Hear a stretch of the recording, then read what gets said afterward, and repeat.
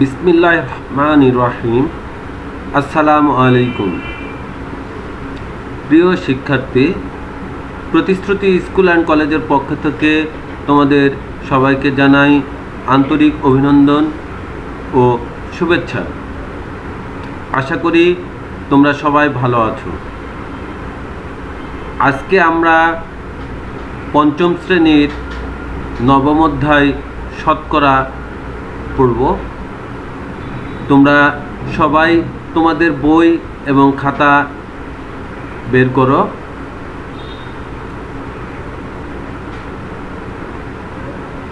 প্রিয় শিক্ষার্থী, তোমরা পাঠ্য বইয়ের 94 নম্বর পৃষ্ঠা বের করো।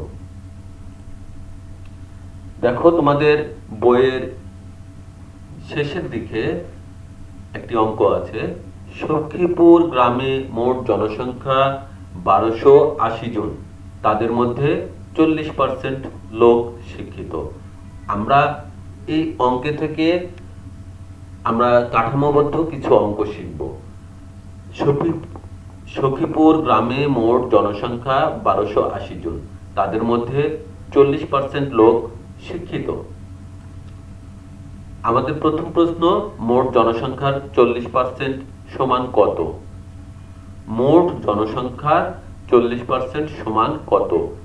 অর্থাৎ 1280 জন জনসংখ্যার মধ্যে 40% সমান কত? অর্থাৎ শিক্ষিত লোকের পরিমাণ কত? গ্রামে শিক্ষিত লোকের সংখ্যা কত? মোট জনসংখ্যার উপর শিক্ষিত ও অশিক্ষিত লোকের পার্থক্যকে শতকরায় প্রকাশ করো।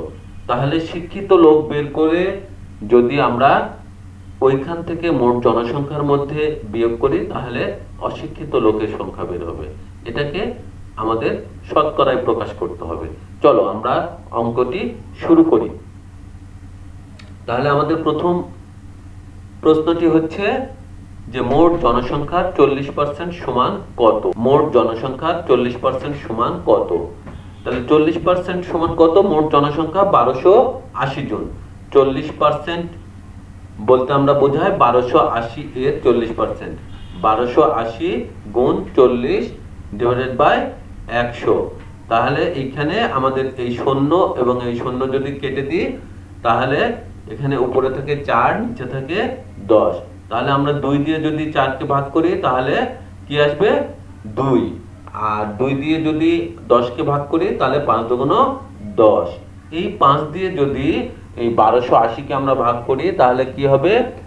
দেখো, 256 হবে। 2 5 দুগুণ 10, 5 দুগুণ 10, হাতে থাকে 2, তাহলে 28, 5 5 25, হাতে থাকে 3, 3 আর 0 30, 5 6 30। এই 256 এবং 2 যদি গুণ করি, তাহলে 512 জন হবে। 6 দুগুণ 12, 5 হাতে থেকে 1, 5 দুগুণ 10, আর হাতের 1 দিয়ে 1, আর 4 দুগুণ 2 দুগুণ 4, 5, তাই না? তাহলে আমাদের দ্বিতীয় প্রশ্নটা কি? গ্রামের শিক্ষিত লোকের সংখ্যা কত? গ্রামের শিক্ষিত লোকের সংখ্যা কত? তাহলে চলো আমরা অঙ্কটি করি। 100 জন লোকের মধ্যে শিক্ষিত কতজন? 40% লোক শিক্ষিত, তাই না? 100 জন লোকের মধ্যে শিক্ষিত লোক 40 জন। অতএব একজন লোকের মধ্যে শিক্ষিত লোক সংখ্যা হচ্ছে 40 ভাগ 100। তাহলে 1280 জন লোকের মধ্যে তোমার শিক্ষিত লোক 40 গুণ 1280, যেহেতু সংখ্যা বেড়ে গেল তাই উপরে, ভাগ 100। তাহলে গুণ করলে আমাদের এখানে কাটাকাটি করলে আমাদের আসবে 512 জন। অতএব শিক্ষিত লোকের সংখ্যা 512 জন। আমরা তৃতীয় প্রশ্ন চলে যাব। চলো, যে মোট জনসংখ্যার উপর শিক্ষিত ও অশিক্ষিত লোকের পার্থক্যকে শতকরায় প্রকাশ করো। তাহলে আমাদের এই গ্রামে অশিক্ষিত লোকের সংখ্যা কত? আমরা শিক্ষিত লোকের সংখ্যা কতজন পেয়েছি? 512 জন পেয়েছি। মোট জনসংখ্যা কত? 1280 জন। তাহলে বিয়োগ করলে 768 জন। শিক্ষিত ও অশিক্ষিত লোকের পার্থক্য কত? আমার মোট অশিক্ষিত লোক হচ্ছে 768 জন, আর শিক্ষিত লোক 512 জন। তাহলে মোট এখানে পার্থক্য হচ্ছে 256। তাহলে আমরা এটাকে যদি শতকরায় প্রকাশ করি তাহলে কি হবে, এই যে আমাদের পার্থক্য মানে শিক্ষিত ও অশিক্ষিত লোকের পার্থক্য ও মোট জনসংখ্যা, এটাকে আমরা পার্সেন্টেজ করলে 100 দ্বারা 100 দ্বারা এটাকে আমাদের ভাগ করতে হবে, তাই না? তাহলে এখানে 256 আর 1280, এই 100 এই 100, তাহলে এই 100 উপরে থাকবে, এইটা গুণ করলে আমাদের 20% উত্তর আসবে। তাহলে মোট জনসংখ্যার উপর শিক্ষিত ও অশিক্ষিত লোকের পার্থক্য 20%। তাহলে প্রিয় শিক্ষার্থীরা, তোমরা অঙ্কটা বুঝলা? চলো আমরা বইয়ের 96 নম্বর পেজ বের করি। দেখো, জসিম একটি ব্যাংক থেকে 6% বার্ষিক মুনাফায় 2000 টাকা ঋণ নিলেন।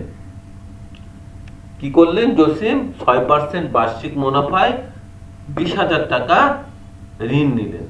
তাহলে আমাদের এখানে কাঠামোবদ্ধ প্রশ্ন কি আসতেছে, বার্ষিক মুনাফা 6% এর অর্থ কি? প্রতি বছর তাকে কত টাকা মুনাফা দিতে হবে, 10 বছর পর তাকে মোট কত টাকা পরিশোধ করতে হবে। তাহলে আমাদের এখানে 6% এর অর্থ, 6% মুনাফার অর্থ কি দাঁড়াবে? বার্ষিক 6% অর্থ হলো 100 টাকায় 1 বছরের মুনাফা 6 টাকা। তাহলে প্রতি বছর তাকে কত টাকা মুনাফা দিতে হয়, তাই না? তাহলে চলো প্রিয় শিক্ষার্থীরা, প্রতি বছর আমরা কত টাকা মুনাফা দিতে হয় সেটা আমরা একটু দেখি। কত টাকায়? 20,000 টাকায়।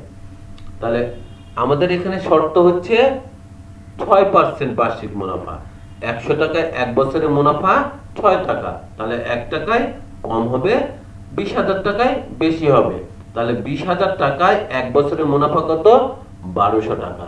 তাহলে আমাদের প্রশ্ন হচ্ছে প্রতি বছর তাকে কত টাকা মুনাফা দিতে হয়? তাহলে প্রতি বছর তাকে 1200 টাকা মুনাফা দিতে হয়। তৃতীয় প্রশ্ন আমাদের কি? তৃতীয় প্রশ্ন, 10 বছর পর তাকে মোট কত টাকা পরিশোধ করতে হবে? তাহলে 1 বছরে তাকে মুনাফা কত দিতে হয়? 1200 টাকা। 10 বছরে মুনাফা কত হবে?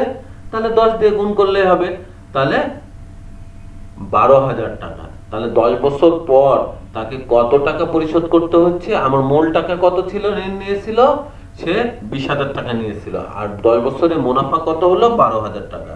তাহলে এই দুটা আমরা যদি যোগ করে দিই তাহলে আমাদের হয়ে যাবে। চলো প্রিয় শিক্ষার্থীরা, আমরা 97 নম্বর পেজ বের করি। দেখো, শ্যামল চাকমা একটি ব্যাংক থেকে 4500 টাকা ঋণ নিলেন। আমরা এখানে হানিফ সাহেব একটি ব্যাংক থেকে 4500 টাকা ঋণ নিলেন। আচ্ছা, তারপরে কি হলো? তারপরের প্রশ্ন, মুনাফার হার 8% হলে বার্ষিক মুনাফা কত? মুনাফার হার 8% হলে বার্ষিক মুনাফা কত? আগের অঙ্কের মতনই অঙ্ক, তাই না? এখানে মুনাফার হার 8% আসছে। 10 বছর পর তাকে মোট কত টাকা পরিশোধ করতে হবে? একই হার মুনাফায় কত বছরে মুনাফা 2520 টাকা হবে, তাই না? চলো আমরা অঙ্কে ফিরে যাই।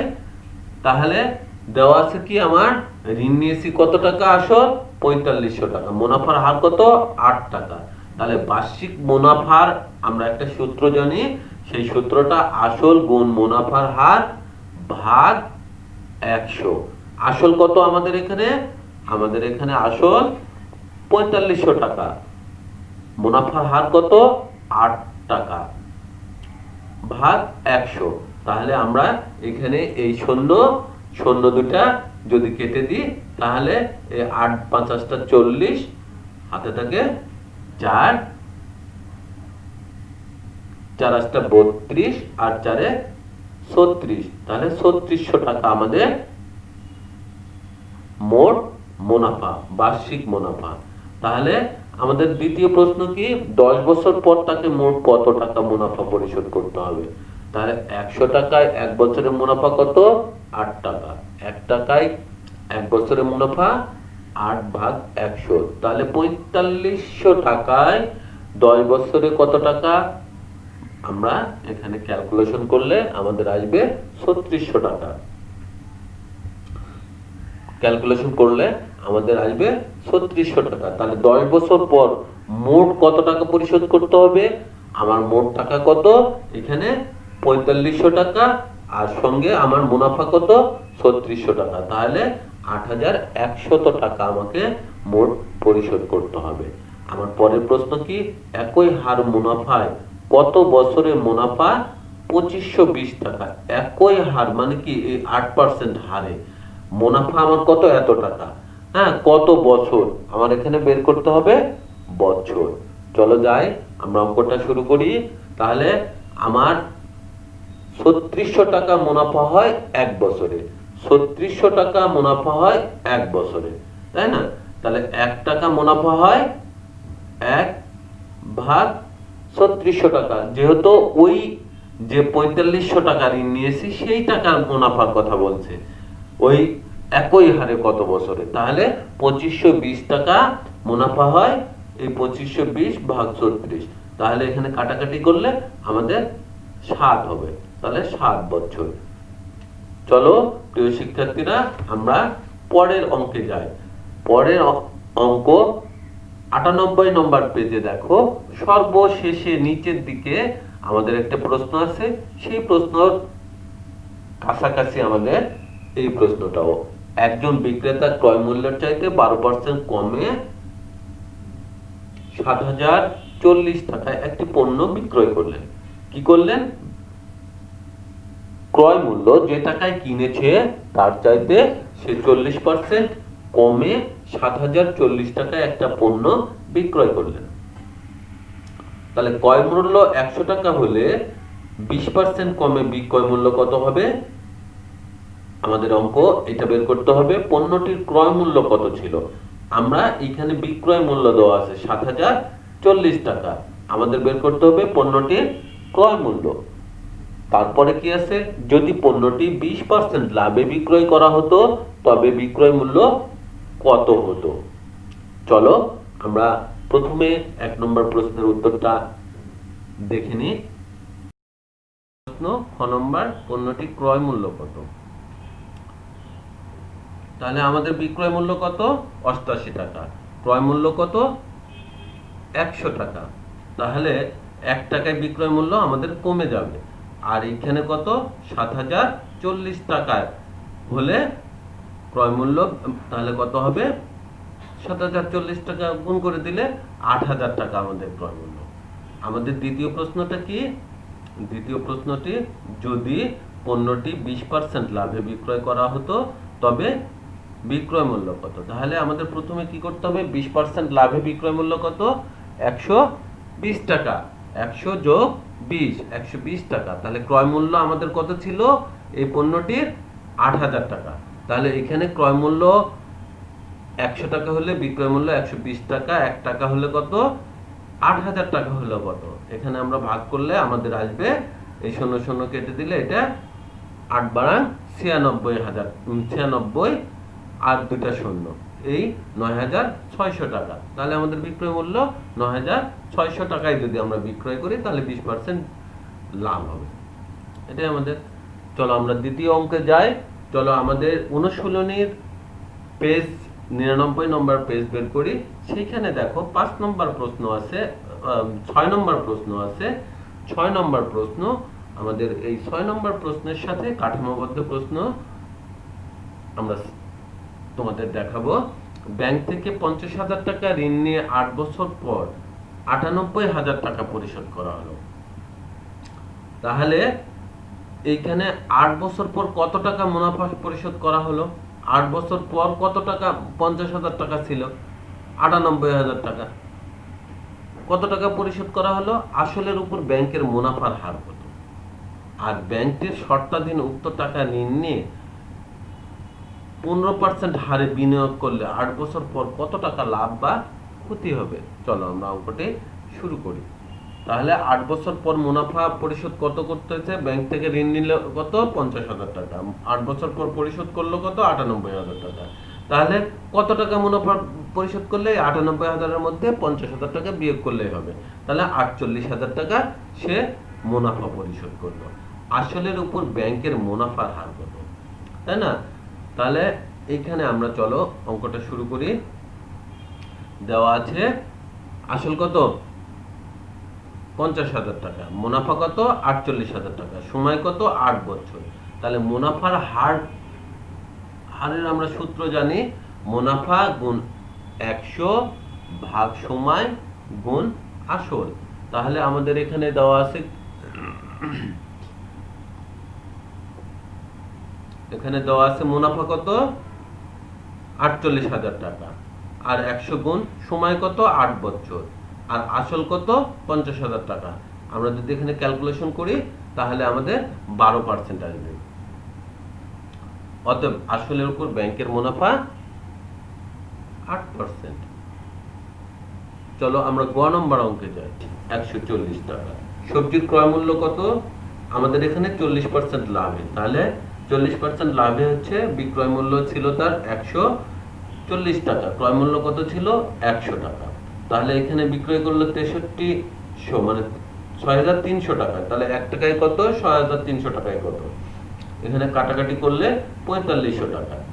আমাদের ক্রয় মূল্য তার ছিল 4500 টাকা। এখন কৃষক যদি 20% করে থাকেন, এখানে কত পার্সেন্ট লাভে করলো? 40%। তাহলে 20%।